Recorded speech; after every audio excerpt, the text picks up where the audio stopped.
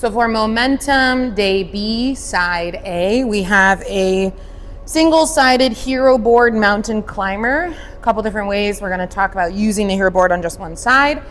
We'll then go into server curl and then a TRX front squat. So for this, you're going to have that hero board on one side. We did demo this at the meeting if you were there, but if you weren't, or if you need a refresher, here it is. So you're going to find your plank. Right, so single-sided, you can bring the other foot elevated off the ground, which you can't see in the video, sorry about that. And then you're just moving one side. So it's a single leg plank with a moving hero board. If members need to, they can put that other foot down and go one side, really trying to pull from the lower core as they do this. So again, so you can see that foot elevated. I'm here in my plank with my foot off the ground, knee drives in, staying nice and packed and stacked in my shoulders, or they're bringing the foot down, okay? If somebody doesn't feel comfortable on the hero board, you can have them do a mountain climber on the ground without the wheels, but this is gonna add that fun extra instability for that mountain climber. Server curl. Pair of same size dumbbells, kind of a progression off of the bicep curls that we had last cycle. Bicep curl, send the arms out, back down. So from the side, as they send the arms out, we want to make sure they're staying tall, they're not leaning back or losing their core, right? We don't want them to arch. So curl, nice strong press, bring it back down. If you don't have enough weights to have double weights, you can give them a single heavy dumbbell, bicep curl, press out. The goal would be to have two weights whenever possible, because that's going to add a little bit more challenge. But if for equipment and size of class you need to do a single, you can still bicep curl, press out from there. For your TRX front squat, you're going to take the straps all the way long, and you're actually going to face away from the anchor point. So you guys are probably going to see me best here. So these are coming, whoop, fun. These are coming under my arms, and they're gonna come all the way down until I'm kind of holding the handles like so. This is not my best angle. Here we go. So I'm holding the handles. Bear with me, friends. Straps are under my arms, holding the handles kind of like if I was holding onto little backpack straps. They're going to lean slightly forward, come onto the balls of their feet, and they're going to send their hips back and then come forward, okay? So lots of tension through those straps. Hips go back, come forward. We're not going down, because then we lose the stability in the straps, right? They start to bend. We want to use the tension of the straps to our benefit. Send them back, come down. There is an option for advanced where you can come down, hop out, hop in, hop out, hop in, okay?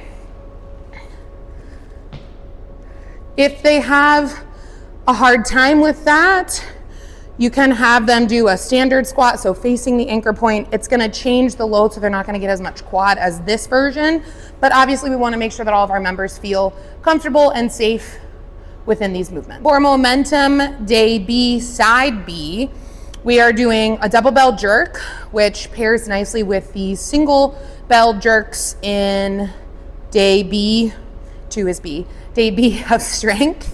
So we have double bell jerks, we have a heavy deadlift, and then a cardio sprint, preferably across the room, but we'll get to that in a second. So for your double bell jerk, 2 same size bells. We are gonna have a nice strong clean. So again, setting up in one of those 3 positions with your double bells. So you can go double barbell, which is straight across, but they are gonna need to have a wider stance to get bells through like that. I prefer to go into a V, right? Because our thumbs are already back, which is what we want for a nice strong clean. Or you can do an inverted V and then rotate thumb to bum as you make your way through that hike. So a little wider stance for the clean since we're using double bell. Pack the shoulders, stand tall. We're gonna adjust the feet slightly so we're a little closer to hip width. It's a load, explode, stand, catch, stand, okay? So in slow motion, we want to see them load, so we're unlocking the hips but keeping a slightly more upright chest. We're going to explode like we're falling through a trap door. stand all the way tall, catch the bells, stand, reset. The one thing we don't want to see is members going from the catch right into their next jerk. So make sure there is a distinct stand between jerk 1 and 2. For this, right, jerk is meant to be the heaviest overhead movement. So you can have them go for a set amount of reps, or breaking up the time within that first minute, because these rounds, right, our first round is a minute of work. That's a long time to be doing double bell jerks, especially if they're going at an appropriate weight. Second exercise for side B is going to be a heavy deadlift, making sure to emphasize that it is meant to be a heavy deadlift. So whenever we do a heavy movement and momentum, I always tell them that I want you to do 5 reps, shake it out, go right back in, because I want them to get the heaviness versus worrying about doing a deadlift for a minute straight. So our standard kettlebell deadlift, feet are just outside of our bell, even with the laces. We're driving the hips back, keeping my back nice and flat, packing the shoulders down, eyes are up on the horizon. Big inhale, exhale, stand tall. Pushing the hips back, tap the ground, come back up, okay? If members want to go sumo, or that helps them feel a little bit more comfortable using a heavier weight, there's nothing wrong with that. It is going to change the range a little bit. It's also going to change the load to be very much glute dominant versus a conventional deadlift, which is going to encourage a little bit of the hamstring as well as the erectors of your lumbar spine, but it's still globally posterior chain, so it changes a little bit. For the sumo, feet are going to be outside of hip width, toes are slightly turned out, so the wider they stand, the more that toe turnout will tend to increase. Everything else stays the same, right? We drive the hips back into that hinge, pack the shoulders, big inhale at the bottom, exhale, stand tall, send the hips back as you tap the ground to then find that next deadlift, okay? For the cardio sprint, ideally we are having them sprint across the room and back. Depending on how many members you have in class and space, you can use a rogue band, tie it to a handle, the Kleenex, tie it somewhere stable, have them wear it around their waist, and have them run and sprint into that resistance, okay? If you have any questions, let us know. If we don't have space for a physical sprint or the bands, please feel free to use any of the equipment in your room that you have, like the assault runner, a rower, a ski erg, to hit a sprint capacity type of exercise. For our Metcon relay exercises on day B, we're going to have our first exercise as a cycle jump. So you're going to pull this to halfway. So the yellow tab should be right where the gray and the black transition. And a cycle jump is essentially a switch jump, but with use of the TRX. Okay, so we're coming here, starting in that kind of low lunge position, cycling through the jump to switch legs. If somebody feels uncomfortable with the jump, they can come into their lunge, stand tall, and switch there. You can have them do a lunge into a single leg knee drive and then switch at the halfway point, whatever feels most comfortable for them. Exercise 2 in the Metcon relay is an uneven carry. We talked about this at the meeting. You can change this week to week as you like, or you can give them a bunch of different options and let them choose whatever seems to feel like the right vibe for you in the class that day. So in terms of uneven, it can be weight is uneven, but same style of carry, or it could be same weight, different style of carry, or you could go different weight, different style of carry. Okay, so if I have a 16 and a 14, I can do an uneven carry in a double bell rack. I can put one bell overhead, have a rack, have one overhead. I can do both bells overhead being uneven, so 14 and a 16, but they're both overhead. I can take them down. I can do an uneven farmer's carry. I can go one overhead. This is not the best way for me to do this. One overhead, squat down, one farmer's. This is probably going to be the most challenging for them to get into. Okay, so lots of different options, lots of different ways to challenge the uneven, making sure that if they are using different size weights, that they're switching those weights when they switch halfway.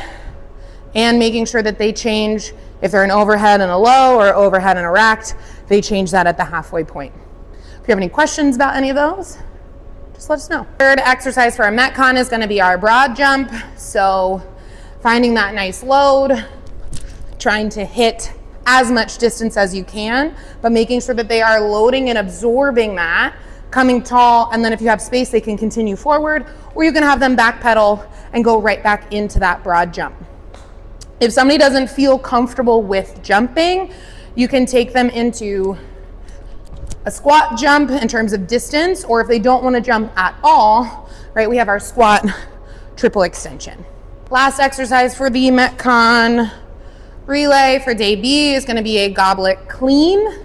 I personally love a heavy goblet clean because it's going to force them to really use their core to stabilize their trunk. With a goblet clean, we are typically coming from the ground, so a dead clean position.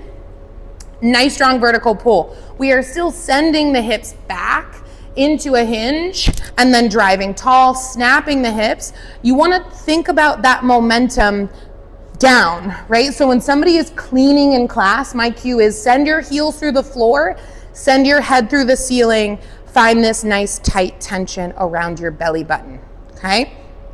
So we're over top of that bell, sending the hips back, packing the shoulders, exhale, stand, touching the ground. If I see one more person in my class try to do a hang clean with a heavy bell, I'm not gonna be happy. I'm not gonna yell because we don't yell at members, but I'm not gonna be happy. Touch the ground. If they're not touching the ground, they may need a block or something to help change that range of motion, or they may not be sending their hips back and down enough. Okay, so clean, nice and strong, back down. If somebody wants to use a heavy bell, a dead clean is not gonna do it. Okay, so what you can do for a goblet clean is you can add a ballistic hike. So you can go 2 feet back, 2 hands, hike, snap, take it back down. Hike, snap.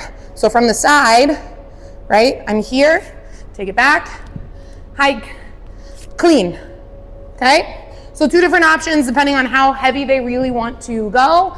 Making sure that we are cueing that nice tall plank, eyes are forward, rib cage is packed so core is engaged, and they are thinking about getting long and tall through the spine, sending energies through the heels so feet stay on the floor.